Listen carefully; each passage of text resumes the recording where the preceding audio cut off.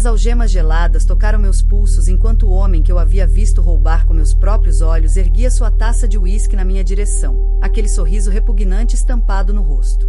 Que pena, disse ele, virando-se para o policial, sua voz trêmula com uma tristeza falsa. A gente confia nas pessoas, abre nossa casa, e é assim que elas agradecem. Dona Beatriz, a mulher para cujo filho eu havia sido mãe nos últimos 3 anos, nem conseguia olhar para o meu rosto. Eles me deixaram ali, sozinha naquele chão de mármore frio, marcada como uma criminosa, uma ladra. Mas naquele momento, eu não chorei. Apenas olhei nos olhos daquele homem e sorri. Porque eu sabia que não éramos as únicas pessoas assistindo tudo naquela sala. Se essa história chegou até você, inscreva-se no canal e me diga nos comentários de qual cidade você está assistindo. Quero que saibam que às vezes a vingança vem do canto mais silencioso. Meu nome é Marina. Tenho 28 anos e passei os últimos 3 anos da minha vida na mansão gigantesca da família Alcântara, cuidando do filho pequeno deles, o Pedrinho. Pedrinho era tudo para mim. Sua mãe, Dona Beatriz, e seu pai, seu Ricardo, o amavam sempre que conseguiam um tempinho entre os eventos da alta sociedade e as viagens de negócios. Mas quando ele ficava com febre à noite, quem estava ao lado da cama era eu. Quando deu os primeiros passinhos, quem segurou suas mãozinhas fui eu. Eu era como um fantasma naquela casa, a pessoa que fazia tudo funcionar, que via tudo, mas nunca era notada. Aquela figura silenciosa. Cresci no interior de Minas Gerais, numa cidadezinha chamada São João del Rei. Minha mãe, Dona Conceição, sempre dizia: Marina, minha filha, a gente pode ser pobre, mas nunca deixa de ter dignidade. Ela trabalhava como cozinheira numa fazenda, e eu cresci vendo como os patrões tratavam ela, com respeito, porque ela era boa no que fazia. Quando completei 18 anos, vim para São Paulo procurando uma vida melhor. A cidade grande me assustou no começo. O barulho, o trânsito, tanta gente correndo de um lado para o outro. Mas eu tinha um objetivo: mandar dinheiro para casa e dar uma vida melhor para minha mãe. Trabalhei em 3 casas antes de chegar nos Alcântara. Em todas elas, aprendi que existe uma linha invisível que separa a gente que serve da gente que é servida. Você pode passar anos numa casa, conhecer todos os segredos, todas as brigas, todas as lágrimas, mas nunca vai ser realmente parte daquela família. É como viver atrás de um vidro. Você vê tudo, mas nunca pode tocar. Quando cheguei na mansão dos Alcântara, no bairro nobre dos Jardins, fiquei impressionada. O portão de ferro trabalhado, o jardim imenso com uma fonte no meio, a casa de 3 andares que parecia um palácio. Dona Beatriz me recebeu na sala de visitas, sentada naquele sofá de veludo bege que eu depois aprendi que custava mais do que eu ganharia em 5 anos. Ela era bonita, daquele jeito que só dinheiro compra, cabelo sempre perfeito, unhas feitas, roupas de grife. Mas tinha algo nos olhos dela, uma tristeza escondida que eu reconheci na hora. Marina, ela disse, sua voz suave mas firme, o Pedrinho é minha vida. Preciso de alguém que cuide dele como se fosse seu próprio filho. Alguém de confiança. Pode confiar em mim, Dona Beatriz, respondi, e eu estava falando sério. Naquele momento, eu não imaginava como aquelas palavras voltariam para me assombrar. Pedrinho tinha 2 anos quando cheguei. Um menino lindo, de cabelos castanhos claros e olhos enormes que pareciam ver sua alma. No começo ele teve medo de mim, chorava quando Dona Beatriz saía. Mas aos poucos fomos criando nosso vínculo.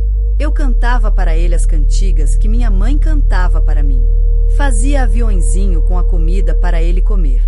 Contava histórias de Saci Pererê e Curupira antes de dormir. E ele começou a me chamar de Mar, porque não conseguia falar Marina direito. Foi seu Ricardo quem me apresentou a Humberto. Marina, esse é Humberto, nosso amigo mais antigo, disse ele numa tarde de domingo, quando tal Humberto apareceu para um churrasco na área gourmet da casa.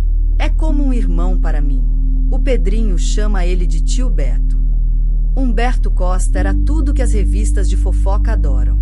Rico, bonito, sempre nos lugares certos com as pessoas certas. Tinha uma construtora que erguia prédios de luxo por toda São Paulo. Usava relógios que custavam o preço de um apartamento. Dirigia carros importados que eu nem sabia pronunciar o nome. E tinha aquele jeito de falar, pausado, confiante, como se o mundo inteiro existisse para servi-lo. Com os patrões, ele era todo charme. Com o Pedrinho, fingia carinho, mas eu via. Via como ele empurrava o menino quando ninguém olhava. Como ficava irritado quando Pedrinho derramava suco na roupa dele. Como olhava para o garoto não com amor de tio, mas com aquela impaciência de quem está cumprindo uma obrigação social. E comigo, bem, comigo ele nem se dava ao trabalho de fingir. Para ele, eu era invisível. Ou pior, eu era um objeto da casa, como a geladeira ou o sofá. Às vezes me chamava de moça, mesmo depois de 3 anos me vendo todo dia. Estralava os dedos quando queria que eu pegasse algo para ele. Uma vez, deixou a roupa de cama dele toda bagunçada no quarto de hóspedes e disse alto, para que eu ouvisse: "Para isso que a gente paga empregada, né?" Mas eu engolia. Engolia porque precisava do emprego. Porque minha mãe dependia do dinheiro que eu mandava todo mês. Porque, no fundo, eu sabia que gente como Humberto Costa nunca ia mudar. Para eles, a gente que trabalha em casa alheia não é gente de verdade. Os meses foram passando, viraram anos. Pedrinho cresceu e eu fui ficando. Dona Beatriz começou a confiar em mim de verdade. Me deu a chave do cofre da sala. Me mostrou onde guardava as joias. "Marina, você é de casa", ela disse uma vez, e eu senti um calor no peito. Mas também senti um aperto, porque eu sabia que não era bem assim. Eu era de casa até o dia que alguma coisa sumisse. Até o dia que alguma coisa desse errado. E esse dia estava chegando. Chegou dezembro, e com ele a famosa festa de Réveillon dos Alcântara. Todo ano era a mesma coisa, a casa transformada num palácio de conto de fadas, cheia de gente rica, champanhe caríssima, caviar, flores importadas. Dona Beatriz começou os preparativos com 1 mês de antecedência. Contratou uma empresa de decoração, uma equipe extra de garçons, um DJ famoso. Eu fiquei responsável por cuidar do Pedrinho durante a festa, manter ele longe da confusão lá embaixo. Na tarde do dia 31, enquanto eu ajudava a arrumar os últimos detalhes, vi Humberto chegar. Ele estava ainda mais convencido que o normal, se é que isso era possível. Roupa branca impecável, perfume caro que dava para sentir de longe, aquele Rolex de ouro no pulso. Cumprimentou seu Ricardo com um abraço, beijou a mão de Dona Beatriz, bagunçou o cabelo do Pedrinho de um jeito rude que fez o menino fazer cara feia. "E aí, Marina?", ele disse, me vendo passar com uma bandeja de copos. Era a primeira vez em 3 anos que ele usava meu nome. "Hoje você vai ter trabalho, hein? Bota para lavar essa prataria toda a manhã." E deu aquela risada alta, achando graça da própria piada. Eu só abaixei a cabeça e continuei meu trabalho. A festa começou às 9 da noite. Conforme os convidados iam chegando, a casa foi enchendo de conversas altas, risadas, música. Lá da janela do quarto do Pedrinho, eu vi as luzes coloridas refletindo na piscina, o vai e vem dos garçons com bandejas de champanhe. Parecia tão bonito de longe. Parecia um mundo de sonhos. Mas eu sabia que era só fachada. Conhecia os segredos daquela casa. Sabia das brigas entre Dona Beatriz e seu Ricardo. Sabia dos remédios para dormir que ela tomava. Sabia das dívidas que ele tinha no banco. Tudo aquilo era fumaça, uma ilusão cara. Por volta das 10 horas, Pedrinho começou a ficar manhoso. Ele tinha só 5 anos, e o barulho da festa estava deixando ele agitado. "Má, fica comigo", ele pediu, segurando minha mão. "Tenho medo." "Medo de quê, meu amor?", perguntei, agachando para ficar na altura dele. "Do tio Beto. Ele é mau. Ele me empurrou outro dia." Meu sangue ferveu. "Quando?" "Quando você foi buscar água. Ele disse que eu sou irritante." Abracei o menino. "Não se preocupa. A Má tá aqui. Ninguém vai fazer mal para você." Resolvi levá-lo para o quarto de brinquedos, que ficava no 2º andar, perto do quarto de seu Ricardo e Dona Beatriz. Era um lugar mais silencioso, longe da bagunça. Coloquei o pijama nele, dei leite morno, li uma história. Ele foi apagando aos poucos, aquela carinha de anjo encostada no meu ombro. Deitei ele no sofá-cama que tinha lá, cobre com o cobertor do Homem-Aranha que ele amava. Fiquei ali uns minutinhos, vendo ele dormir. Nessas horas, eu pensava no filho que talvez eu nunca fosse ter. Será que seria assim? Com esses cílios longos, essa respiração mansinha? Sacudi a cabeça. Não era hora para esses pensamentos.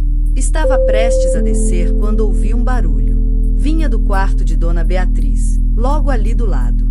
A porta estava entreaberta, uma fresta de luz amarela cortando o corredor escuro. Achei estranho. Dona Beatriz estava lá embaixo, recebendo os convidados. Seu Ricardo também. Quem estaria no quarto deles? Me aproximei devagar, o coração começando a bater mais rápido. Empurrei a porta só um pouquinho, o suficiente para espiar. E o que eu vi fez meu sangue gelar nas veias. Era Humberto. O amigo da família, o irmão de seu Ricardo, estava na frente da penteadeira de Dona Beatriz. Mas não estava ali por acaso. Suas mãos mexiam nas gavetas, abrindo uma por uma com cuidado, procurando alguma coisa. Não era a postura de alguém que estava perdido ou confuso. Era a postura de alguém que sabia exatamente o que estava fazendo. Fiquei paralisada, escondida atrás da porta, sem conseguir acreditar no que estava vendo. Humberto Costa, o homem que jantava naquela casa toda semana, que chamava seu Ricardo de irmão, que era padrinho de batismo do Pedrinho, estava vasculhando o quarto como um ladrão comum. De repente, ele abriu a terceira gaveta e seu rosto se iluminou. Enfiou a mão lá dentro e puxou uma caixinha de veludo azul escuro. Eu conhecia aquela caixinha. Era onde Dona Beatriz guardava o colar de esmeraldas que tinha sido da avó dela. Um colar antigo, de quando a família ainda tinha fazendas de café no interior. Dona Beatriz me mostrou uma vez, com lágrimas nos olhos, dizendo que era a única coisa que ela tinha da avó que criou ela. Vale uma fortuna, ela tinha dito. Mas não venderia por nada nesse mundo. Tem valor sentimental. E ali estava Humberto, segurando a caixinha como se fosse dele. Abriu, conferiu o colar lá dentro, aquelas pedras verdes brilhando mesmo com pouca luz, e, sem um pingo de hesitação, colocou a caixinha no bolso interno do paletó branco. Meu primeiro instinto foi sair correndo e gritar, mas meus pés pareciam pregados no chão. Minha mente estava tentando processar o que tinha acabado de ver. Humberto Costa. Ladrão. Então aconteceu o pior. Dei um passo para trás e o piso de madeira do corredor rangeu. Alto. Muito alto. Humberto virou a cabeça num estalo, e nossos olhos se encontraram. Naquele segundo que pareceu durar uma eternidade, vi tudo nos olhos dele. Não havia surpresa. Não havia vergonha. Só havia um cálculo frio, a mente dele girando, procurando uma saída. E então, lentamente, um sorriso se formou no canto da boca dele. Um sorriso que fez cada pelo do meu corpo se arrepiar. Ele caminhou na minha direção. Não rápido, não com pressa. Devagar, confiante, como um predador que sabe que a presa não tem para onde correr. Parei de respirar. Ele chegou perto, tão perto que eu podia sentir o cheiro de uísque no hálito dele, e se inclinou para sussurrar no meu ouvido. Seja esperta, mocinha, a voz dele era gelo puro. Ninguém acredita em empregada. E ele passou por mim, desceu as escadas e voltou para a festa como se nada tivesse acontecido. Fiquei ali parada, tremendo dos pés à cabeça. Minha mente estava em pânico. O que eu faço? O que eu faço? Precisava contar para alguém. Precisava avisar Dona Beatriz. Mas as palavras dele ecoavam na minha cabeça. Ninguém acredita em empregada. Será que alguém ia acreditar mesmo? Eu, uma babá do interior de Minas, contra Humberto Costa, dono de construtora, milionário, amigo íntimo da família há anos? Mas eu não podia ficar quieta. Não podia deixar aquele homem roubar algo tão precioso de Dona Beatriz. Respirei fundo 3 vezes, tentando acalmar os batimentos do meu coração, e desci as escadas. A festa estava no auge. Música alta, gente dançando, taças tilintando. Procurei Dona Beatriz com os olhos e a encontrei perto da piscina, conversando com um grupo de amigas. Me aproximei, as pernas ainda bambas. Dona Beatriz, chamei baixinho. Ela não ouviu por causa do barulho. Dona Beatriz, falei mais alto, tocando de leve no braço dela. Ela se virou, surpresa. Marina? O Pedrinho está bem? Está dormindo, sim, senhora. Mas, eu preciso falar com a senhora. É urgente. Algo no meu rosto deve ter assustado ela, porque imediatamente se desculpou com as amigas e me levou para um canto mais reservado, perto da escada. O que foi? Perguntou, a testa franzida de preocupação. Eu abri a boca, mas as palavras teimavam em não sair. Como eu dizia aquilo? Como acusava o melhor amigo do marido dela? Mas pensei na caixinha de veludo no bolso dele, na cara de pau que ele teve, na forma como me ameaçou. E encontrei coragem. Dona Beatriz, eu vi o seu Humberto no quarto da senhora há pouco. Ela piscou, confusa. O Humberto? No meu quarto? Deve ter se enganado de cômodo. Marina. Sabe como é? Fica bebendo e... Não, senhora, eu a interrompi. Minha voz saindo mais firme agora. Ele não estava perdido. Ele estava mexendo nas gavetas da penteadeira. Eu vi ele pegar o colar de esmeraldas da sua avó. O rosto de Dona Beatriz ficou pálido como cera. O quê? Você tem certeza? Absoluta, senhora. Vi com meus próprios olhos. Ele colocou a caixinha no bolso do paletó e desceu. Isso não pode ser verdade, ela balbuciou, mas já estava em movimento, subindo as escadas correndo, eu atrás dela. Chegamos no quarto e ela foi direto para a penteadeira, puxou a gaveta com tanta força que quase caiu. Vazia. Dona Beatriz levou as mãos ao rosto. Meu Deus! Meu Deus! Foi nesse momento que seu Ricardo e Humberto entraram no quarto. Beatriz? O que está acontecendo aqui? Perguntou seu Ricardo, olhando da esposa para mim com estranhamento. Dona Beatriz se virou para eles, tremendo toda. Humberto. A voz dela saiu rouca. A Marina diz que te viu pegando o colar da minha avó. Diz que está no seu bolso. O silêncio que se seguiu foi ensurdecedor. Então Humberto riu. Uma gargalhada alta, escandalosa, completamente natural. Tão convincente que até eu, por um segundo, duvidei do que tinha visto. Eu? Mas que absurdo, ele disse, balançando a cabeça com aquela expressão de quem não acredita no que está ouvindo. Ricardo, meu irmão, você está ouvindo o que essa moça está dizendo? Eu, que tenho mais dinheiro que vou gastar nessa vida, ia roubar um colar. Eu vi, gritei, desesperada. Eu vi você pegando da gaveta. Humberto me olhou com uma frieza que fez minha espinha gelar. Então, devagar, virou-se para seu Ricardo. Sabe o que eu acho? Quando eu subi para usar o banheiro há uns 20 minutos, cruzei com ela saindo do quarto de vocês. Ela é que estava aqui. E quando me viu, ficou nervosa, apavorada. Aposto que o colar está com ela. Não, berrei. Você está mentindo. Estou. Ele deu um passo na minha direção, aqueles olhos escuros fixos nos meus. Então vamos revistar você. Tenho certeza que vamos encontrar o colar. Humberto, pelo amor de Deus, Dona Beatriz disse, mas havia dúvida na voz dela agora. Dúvida. Ela estava começando a acreditar nele. Não, Beatriz. Essa situação precisa ser esclarecida agora, seu Ricardo disse, e fez um sinal para os seguranças que estavam na porta. Revistem o quarto dela. Revistem ela. Foi um pesadelo. Os seguranças revistaram meus bolsos, minha bolsa. Não encontraram nada, óbvio, porque eu não tinha roubado nada. Mas então eles foram para o meu quarto, aquele quartinho pequenininho nos fundos da casa, perto da lavanderia. Fiquei na sala esperando, Dona Beatriz e seu Ricardo me olhando como se eu fosse uma estranha. Como se não fosse a mesma Marina que cuidou do filho deles por 3 anos. E Humberto?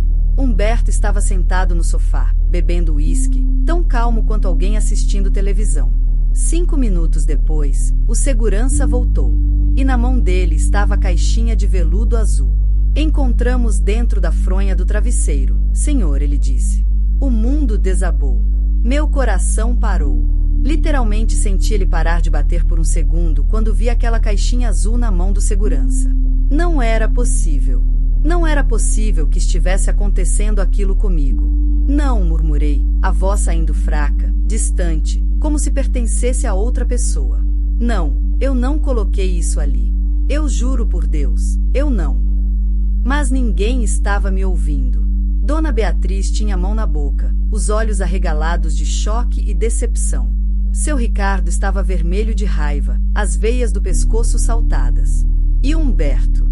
Humberto se levantou devagar do sofá, pegou a caixinha da mão do segurança, abriu para confirmar que o colar estava lá dentro, e então olhou para mim com aquela expressão de quem acabou de ganhar um jogo de xadrez.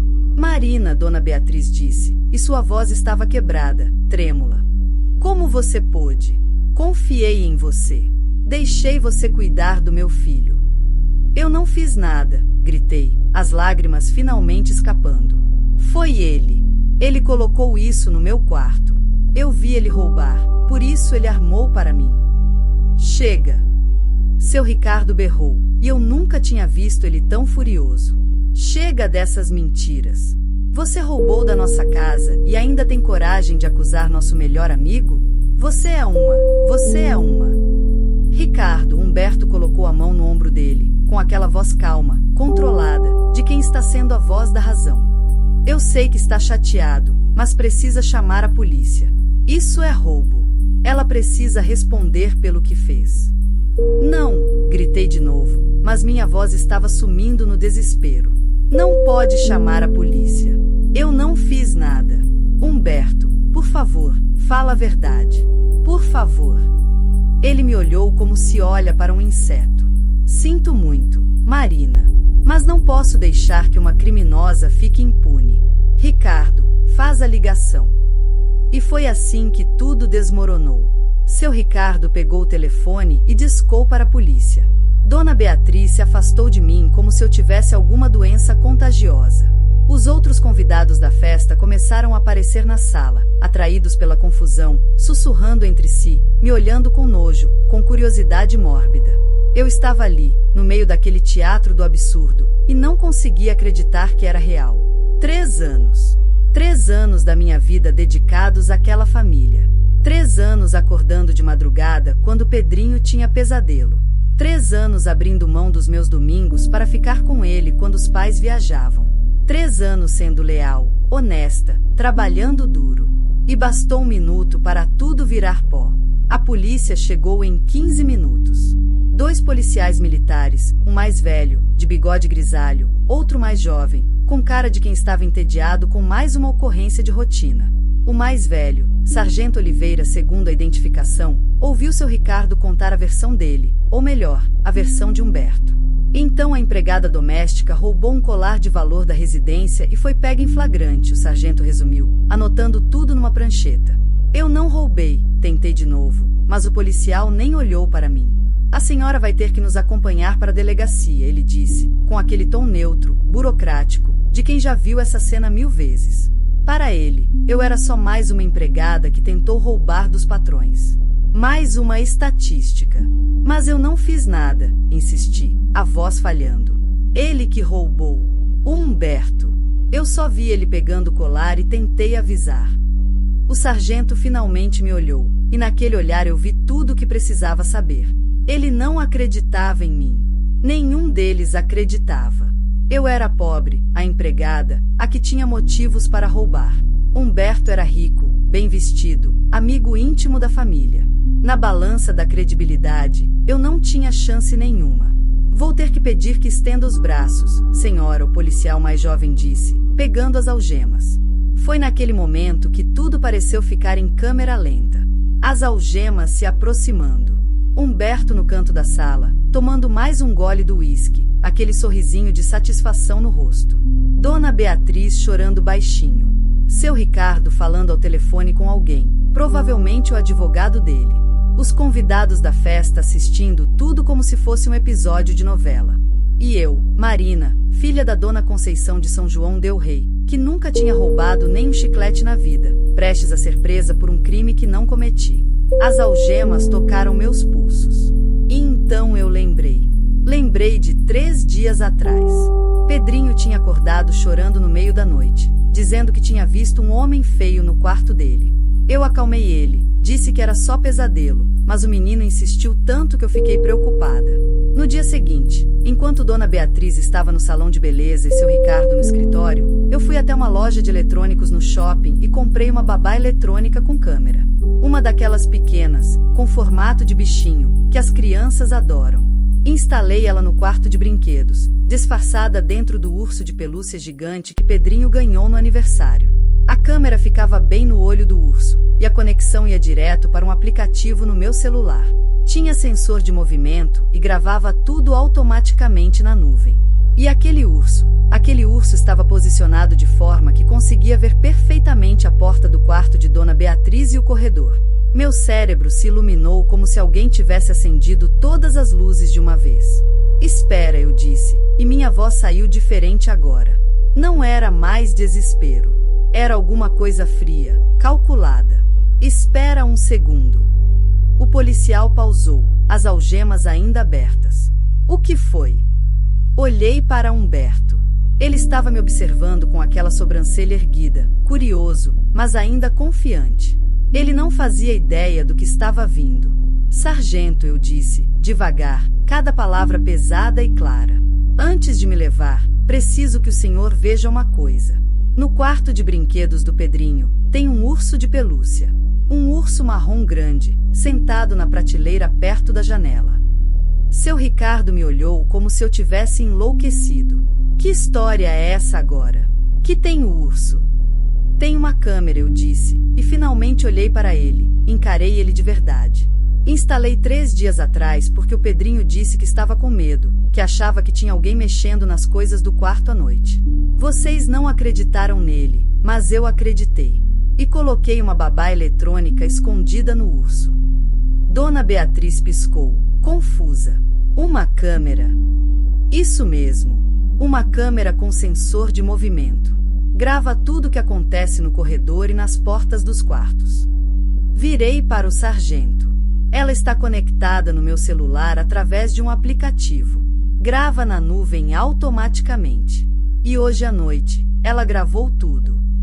O silêncio que caiu na sala foi absoluto. Podia-se ouvir uma agulha cair. Humberto não estava mais sorrindo.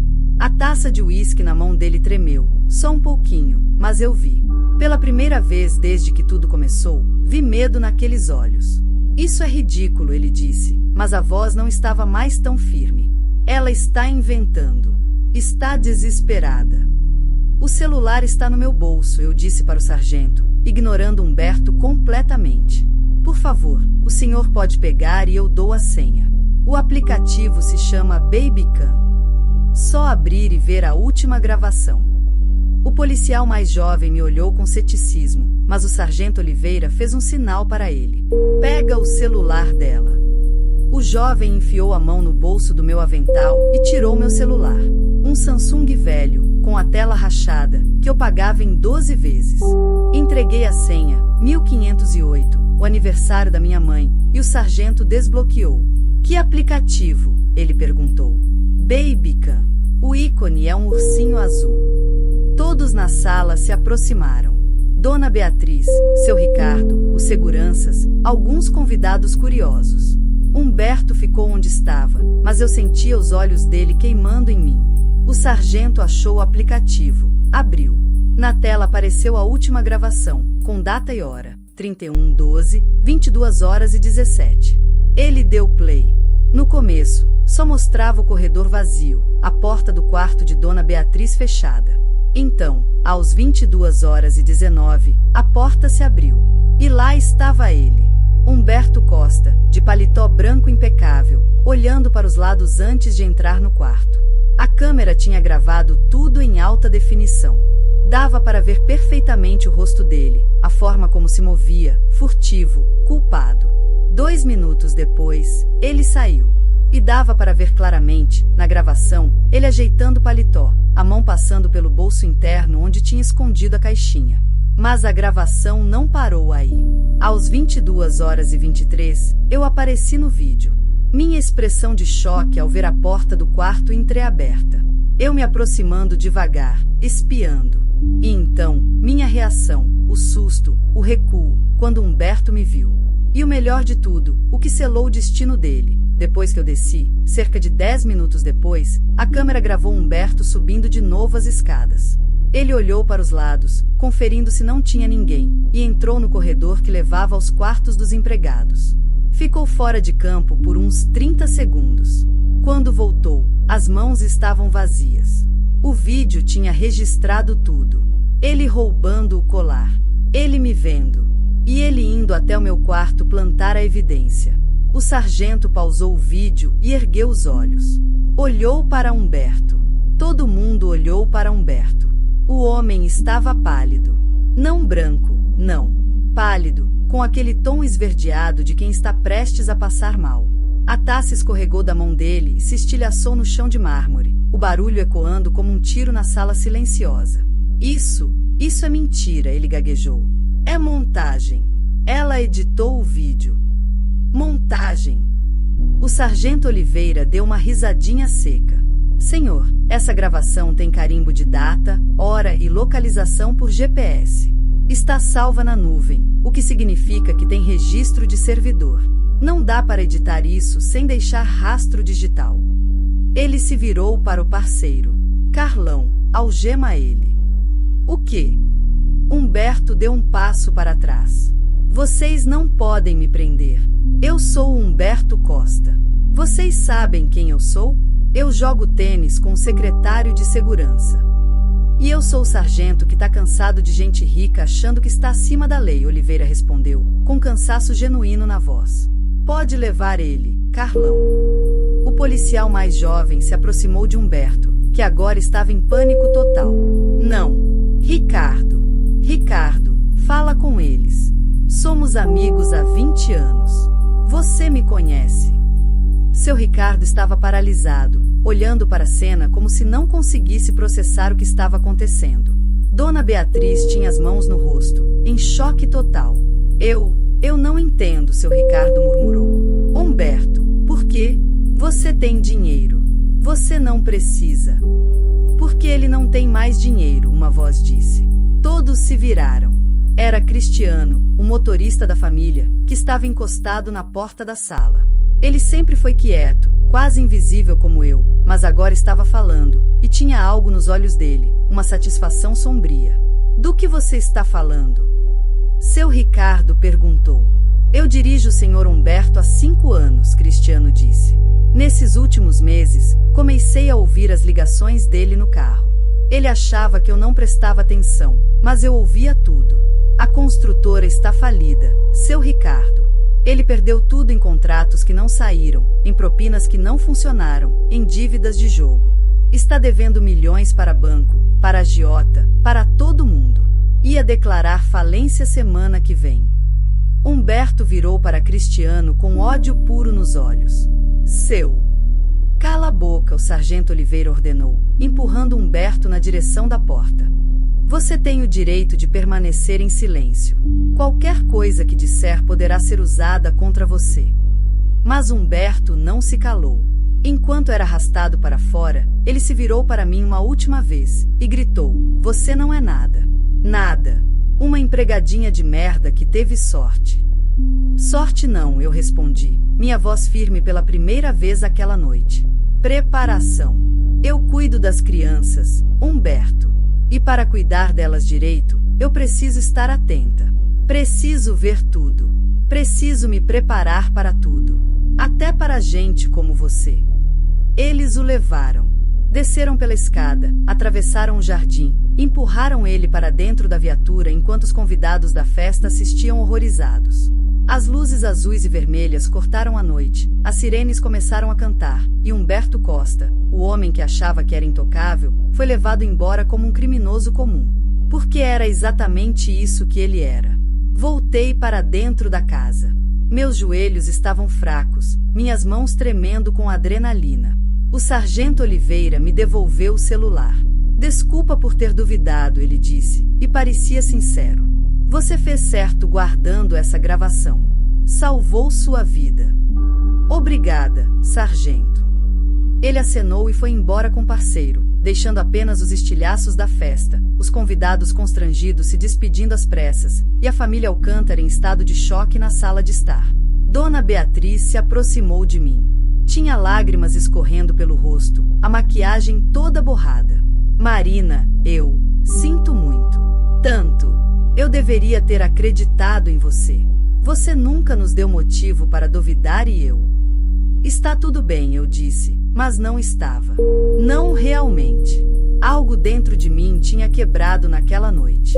A confiança que eu tinha naquela família, a ilusão de que eu era de casa, tudo tinha se partido como aquela taça de cristal no chão. Não está tudo bem, ela disse, segurando minhas mãos. Eu te tratei como criminosa. Acreditei nele em vez de você. Como posso consertar isso? Olhei para ela, para aquela mulher que eu tinha servido tão fielmente, e senti uma tristeza profunda. Porque eu sabia que algumas coisas não podem ser consertadas. Algumas traições, mesmo sem intenção, deixam marcas permanentes. Dona Beatriz, eu disse suavemente, amanhã eu arrumo minhas coisas e vou embora. O quê? Não. Ela apertou minhas mãos. Marina, por favor, não vai. O Pedrinho te ama. Nós te amamos. Foi um mal-entendido terrível, mas... Foi mais que um mal-entendido, eu a interrompi, com toda a gentileza que consegui reunir. A senhora ia me deixar ser presa. Ia me deixar ser fichada como criminosa, perder meu nome, minha reputação, minha vida. E por quê? Porque eu sou a empregada. Porque, quando veio a dúvida, foi mais fácil acreditar que eu, que nunca fiz nada de errado, tinha roubado, do que acreditar que o amigo rico de vocês era um ladrão. Ela abriu a boca para contestar, mas não tinha o que dizer. Porque eu estava certa. Eu entendo que a senhora estava em choque, continuei. Entendo que foi uma situação difícil. Mas hoje aprendi uma coisa. Não importa quantos anos eu trabalho aqui, não importa quanto amor eu dê para o Pedrinho, no final do dia, eu nunca vou ser mais que a empregada. E empregada não merece confiança quando está do outro lado de um rico. Marina. Seu Ricardo se aproximou, os ombros caídos. Ele parecia ter envelhecido 10 anos naquela noite. Você tem razão. Não tenho desculpa para o que fizemos. Mas, por favor, fica. Vamos triplicar seu salário. Vamos te dar um quarto melhor, férias, o que você quiser. Sorri, mas era um sorriso triste. Não é sobre dinheiro, seu Ricardo. É sobre respeito. E hoje eu aprendi que esse eu nunca vou ter aqui. Subi as escadas em silêncio. Entrei no quarto de brinquedos onde Pedrinho ainda dormia, alheio a todo o drama. Aquela carinha tranquila, o peito subindo e descendo no ritmo calmo do sono. Ajoelhei ao lado dele e passei a mão no cabelo dele, com cuidado para não acordar. Desculpa, meu amor, sussurrei. Amar vai ter que ir embora. Mas nunca esquece, você é especial. Você é amado. E sempre, sempre vai ter alguém te protegendo, mesmo que você não veja. Beijei a testa dele e saí. No meu quartinho, sentei na cama e finalmente deixei as lágrimas caírem. Chorei por tudo que tinha acontecido. Chorei pela inocência perdida. Chorei porque, apesar de ter provado minha inocência, eu tinha perdido algo que nunca ia recuperar, a capacidade de confiar. Peguei o celular e abri o WhatsApp. Tinha uma mensagem da minha mãe, enviada mais cedo. Feliz Ano Novo, filha. Que Deus te abençoe sempre. Digitei uma resposta. Feliz Ano Novo, mãe. Tô indo embora de São Paulo. Tô voltando pra casa. Te amo. Ela respondeu na hora, mesmo sendo quase meia-noite. Graças a Deus, minha filha. Sua casa é aqui. Sempre foi. Te amo também. E pela primeira vez naquela noite horrível, sorri de verdade. Porque eu tinha provado minha inocência. Tinha derrubado um homem poderoso com nada além da verdade e uma câmera de R$ 50. E ia voltar para casa de cabeça erguida. Acordei no dia 1º de janeiro com o sol entrando pela janela do meu quartinho. Por um momento, esqueci tudo o que tinha acontecido. Mas então a memória voltou como um tapa na cara. As algemas, a acusação, o vídeo, Humberto sendo levado pela polícia. Tudo real. Tudo verdade. Me levantei e comecei a arrumar minhas coisas. Não tinha muito. 3 anos morando ali e tudo que eu possuía cabia em 2 malas. Roupa simples, alguns livros que comprei no sebo, fotos da minha mãe, um terço que ganhei dela quando vim para São Paulo. Objetos sem valor material, mas que carregavam minha história toda. Enquanto dobrava uma blusa, ouvi uma batida suave na porta. Marina. Era a voz de Dona Beatriz. Posso entrar? Pode. Ela entrou, ainda de roupão, os olhos inchados de tanto chorar. Trazia uma bandeja com café, pão de queijo quentinho, frutas. Trouxe café da manhã para você. Obrigada, mas não precisa. Por favor. Ela colocou a bandeja na mesinha. É o mínimo que posso fazer. Sentou na beirada da cama, as mãos nervosas mexendo no cinto do roupão. Marina, você tem certeza? Certeza mesmo que quer ir embora? Parei de dobrar as roupas e olhei para ela. Tenho. Eu dirijo o Sr. Humberto há 5 anos, Cristiano disse. Nesses últimos meses, comecei a ouvir as ligações dele no carro. Ele achava que eu não prestava atenção, mas eu ouvia tudo. A construtora está falida, seu Ricardo. Ele perdeu tudo em contratos que não saíram, em propinas que não funcionaram, em dívidas de jogo. Está devendo milhões para banco, para agiota, para todo mundo. Ia declarar falência semana que vem. Humberto virou para Cristiano com ódio puro nos olhos. Seu. Cala a boca, o sargento Oliveira ordenou, empurrando Humberto na direção da porta. Você tem o direito de permanecer em silêncio. Qualquer coisa que disser poderá ser usada contra você. Mas Humberto não se calou. Enquanto era arrastado para fora, ele se virou para mim uma última vez e gritou: Você não é nada. Nada. Uma empregadinha de merda que teve sorte. Sorte não, eu respondi, minha voz firme pela primeira vez aquela noite. Preparação. Eu cuido das crianças, Humberto. E para cuidar delas direito, eu preciso estar atenta. Preciso ver tudo. Preciso me preparar para tudo. Até para gente como você. Eles o levaram. Desceram pela escada, atravessaram o jardim, empurraram ele para dentro da viatura enquanto os convidados da festa assistiam horrorizados. As luzes azuis e vermelhas cortaram a noite, as sirenes começaram a cantar, e Humberto Costa, o homem que achava que era intocável, foi levado embora como um criminoso comum. Porque era exatamente isso que ele era. Voltei para dentro da casa. Meus joelhos estavam fracos, minhas mãos tremendo com adrenalina. O sargento Oliveira me devolveu o celular. Desculpa por ter duvidado, ele disse, e parecia sincero. Você fez certo guardando essa gravação. Salvou sua vida. Obrigada, sargento. Ele acenou e foi embora com o parceiro, deixando apenas os estilhaços da festa, os convidados constrangidos se despedindo às pressas, e a família Alcântara em estado de choque na sala de estar. Dona Beatriz se aproximou de mim. Tinha lágrimas escorrendo pelo rosto, a maquiagem toda borrada. Marina, eu sinto muito. Tanto. Eu deveria ter acreditado em você. Você nunca nos deu motivo para duvidar e eu. Está tudo bem, eu disse, mas não estava. Não realmente. Algo dentro de mim tinha quebrado naquela noite. A confiança que eu tinha naquela família, a ilusão de que eu era de casa, tudo tinha se partido como aquela taça de cristal no chão. Não está tudo bem, ela disse, segurando minhas mãos. Eu te tratei como criminosa. Acreditei nele em vez de você. Como posso consertar isso? Olhei para ela, para aquela mulher que eu tinha servido tão fielmente, e senti uma tristeza profunda. Porque eu sabia que algumas coisas não podem ser consertadas. Algumas traições, mesmo sem intenção, deixam marcas permanentes. Dona Beatriz, eu disse suavemente, amanhã eu arrumo minhas coisas e vou embora. O quê? Não. Ela apertou minhas mãos. Marina, por favor, não vai. O Pedrinho te ama. Nós te amamos. Foi um mal-entendido terrível, mas... Foi mais que um mal-entendido, eu a interrompi, com toda a gentileza que consegui reunir. A senhora ia me deixar ser presa. Ia me deixar ser fichada como criminosa, perder meu nome, minha reputação, minha vida. E por quê? Porque eu sou a empregada. Porque, quando veio a dúvida, foi mais fácil acreditar que eu, que nunca fiz nada de errado, tinha roubado, do que acreditar que o amigo rico de vocês era um ladrão. Ela abriu a boca para contestar, mas não tinha o que dizer. Porque eu estava certa. Eu entendo que a senhora estava em choque, continuei. Entendo que foi uma situação difícil. Mas hoje aprendi uma coisa. Não importa quantos anos eu trabalho aqui, não importa quanto amor eu dê para o Pedrinho, no final do dia, eu nunca vou ser mais que a empregada. E empregada não merece confiança quando está do outro lado de um rico.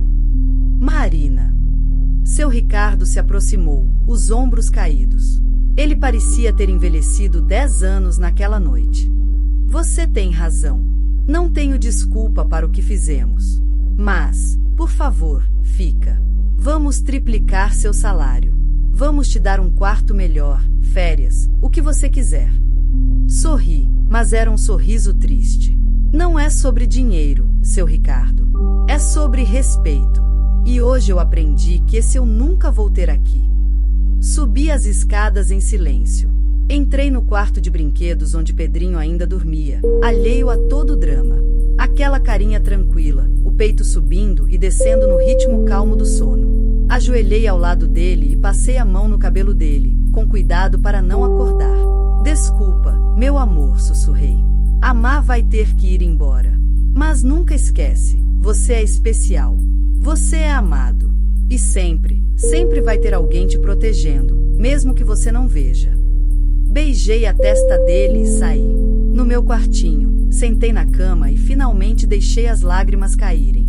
Chorei por tudo que tinha acontecido. Chorei pela inocência perdida. Chorei porque, apesar de ter provado minha inocência, eu tinha perdido algo que nunca ia recuperar: a capacidade de confiar. Peguei o celular e abri o WhatsApp. Tinha uma mensagem da minha mãe, enviada mais cedo. Feliz Ano Novo, filha. Que Deus te abençoe sempre. Digitei uma resposta. Feliz Ano Novo, mãe. Tô indo embora de São Paulo. Tô voltando pra casa. Te amo. Ela respondeu na hora, mesmo sendo quase meia-noite. Graças a Deus, minha filha. Sua casa é aqui. Sempre foi. Te amo também. E pela primeira vez naquela noite horrível, sorri de verdade. Porque eu tinha provado minha inocência. Tinha derrubado um homem poderoso com nada além da verdade e uma câmera de R$50. E ia voltar para casa de cabeça erguida. Acordei no dia 1º de janeiro com o sol entrando pela janela do meu quartinho. Por um momento, esqueci tudo o que tinha acontecido. Mas então a memória voltou como um tapa na cara. As algemas, a acusação, o vídeo, Humberto sendo levado pela polícia. Tudo real. Tudo verdade. Me levantei e comecei a arrumar minhas coisas. Não tinha muito. 3 anos morando ali e tudo que eu possuía cabia em 2 malas. Roupas simples, alguns livros que comprei no sebo, fotos da minha mãe, 1/3 que ganhei dela quando vim para São Paulo. Objetos sem valor material, mas que carregavam minha história toda. Enquanto dobrava uma blusa, ouvi uma batida suave na porta. Marina. Era a voz de Dona Beatriz. Posso entrar? Pode. Ela entrou, ainda de roupão, os olhos inchados de tanto chorar.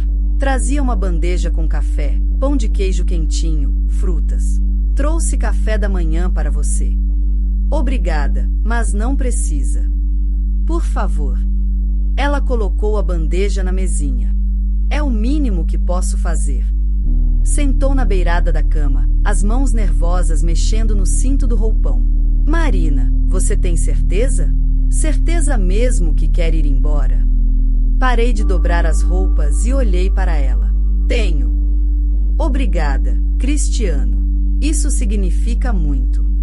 Chegamos na rodoviária do Tietê. Ele insistiu em carregar minhas malas até a plataforma. Cuida-se bem, tá? Você também. Comprei a passagem, um ticket só de ida.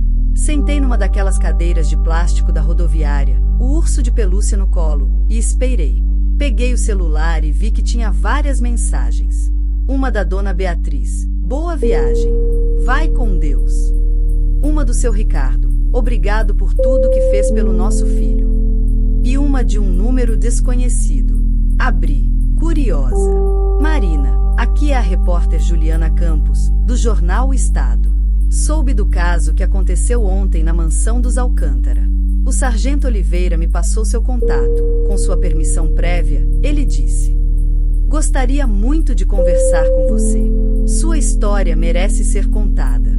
O Brasil precisa ouvir sobre isso, sobre como os empregados domésticos são tratados, sobre a coragem que você teve. Liga para mim quando puder. Fiquei olhando para a mensagem por um longo tempo. Minha história merecia ser contada. Será? Pensei na minha mãe. Nos anos que ela trabalhou calada, engolindo desaforos, sendo invisível. Pensei em todas as marinas do Brasil, todas as mulheres que trabalham em casas alheias, que criam filhos que não são seus, que vivem atrás daquela linha invisível. Digitei uma resposta. Boa tarde, Juliana. Vou estar em Minas pelos próximos dias, mas podemos conversar por telefone. Estou disposta a contar minha história. Talvez ajude alguém. Ela respondeu na hora. Com certeza vai ajudar. Muito obrigada, Marina. Você é uma heroína. Heroína. Eu não me sentia heroína.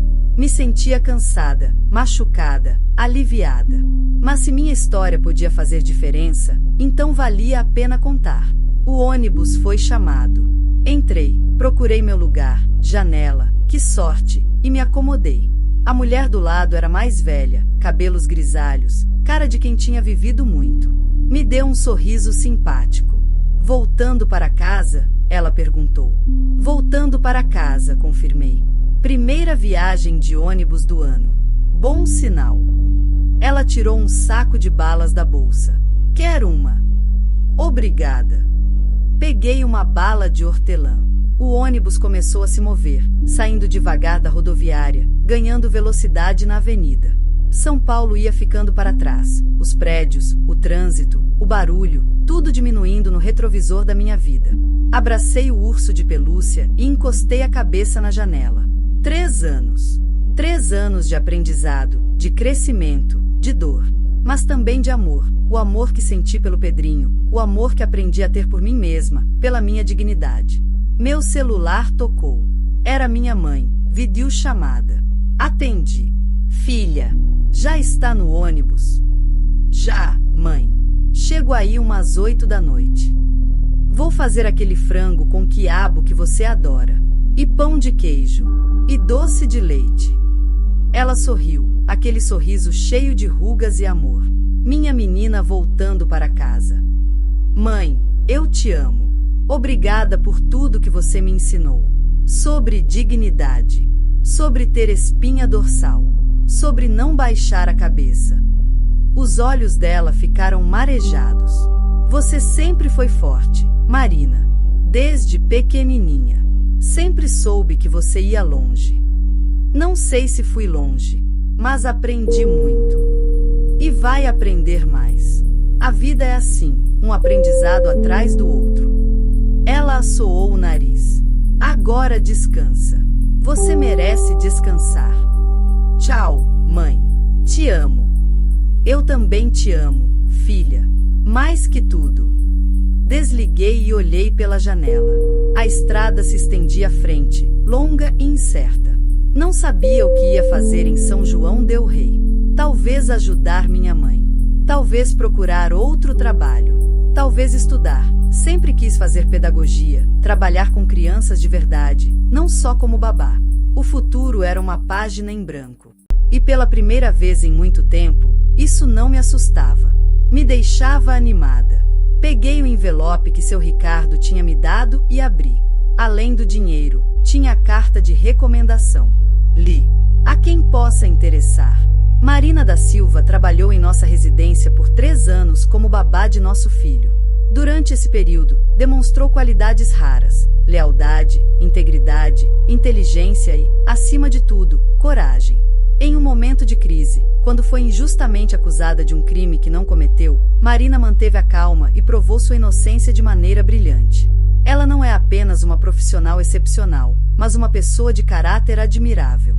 Qualquer família que tenha sorte de contratá-la estará ganhando não apenas uma funcionária, mas alguém que trata cada criança como se fosse sua própria, com amor, dedicação e respeito. Recomendo Marina sem nenhuma ressalva. Ela é o tipo de pessoa que faz do mundo um lugar melhor, simplesmente por existir. Com os mais sinceros respeitos, Beatriz e Ricardo Alcântara. Dobrei a carta e guardei com cuidado. Era uma boa carta. Mas eu sabia que não ia precisar dela. Porque o que aconteceu naquela casa, o que aprendi naqueles 3 anos, não cabia em nenhuma carta de recomendação. Aprendi que a gente precisa sempre ter um plano B. Sempre se proteger. Sempre documentar a verdade, porque a verdade é a única arma que a gente tem contra a injustiça. Aprendi que não importa quanto tempo você passa num lugar, não importa quanto amor você dá, no final você ainda é empregada. E precisamos fazer as pazes com isso, não para aceitar a injustiça, mas para não deixar que ela nos destrua. E aprendi que às vezes, ir embora não é desistir. É se escolher. É dizer, eu valho mais que isso.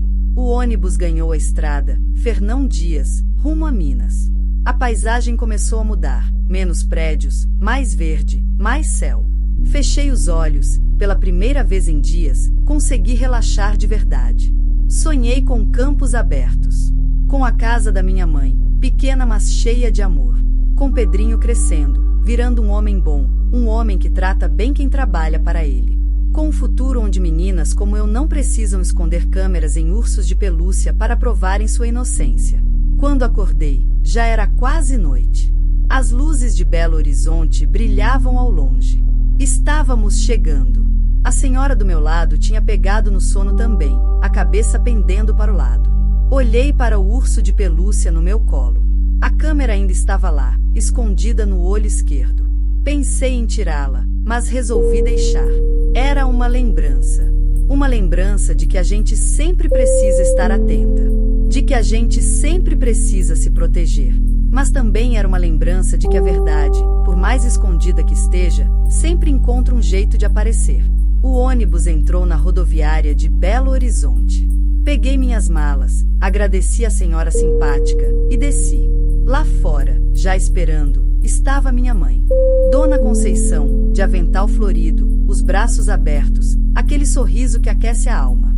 Corri para ela e nos abraçamos forte, daquele jeito que só mãe e filha se abraçam. Ela cheirava a alho, a tempero, a casa.